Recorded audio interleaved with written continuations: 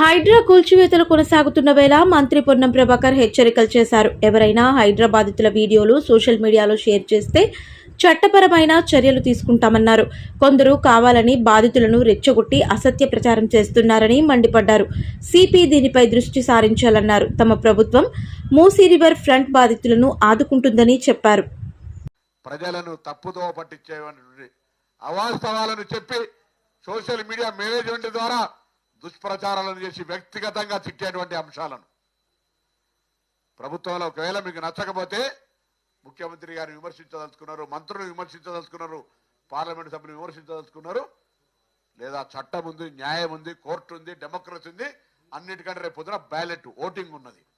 అవి వదిలిపెట్టి కొంతమందిని రెచ్చగొట్టి కుటుంబ సభ్యులతో సహా సంబోధించేటువంటి వ్యాఖ్యలు, వాటిని మీరు తీవ్రంగా ప్రచారం చేసేటువంటి అంశం మీద నేను సిటీ పోలీస్ కమిషనర్ గారిని కూడా ఆదేశిస్తా ఉన్నాం. అటువంటి వాళ్ళు ఎవరు చర్యలకు పాల్పడ్డా తగిన విధంగా చర్యలు తీసుకోవాలని కోరుతా ఉన్నాం. ఇలా ఇది మంచి సంస్కృతి కాదు. గతంలో అనేక మంది మా వాళ్ళ మీద అటువంటి ఏదైనా ఒక పోస్ట్ క్రియేట్ అయితే ఇళ్లలో అర్ధరాత్రి చేసి అరెస్ట్ చేసి తీసుకొచ్చినారు.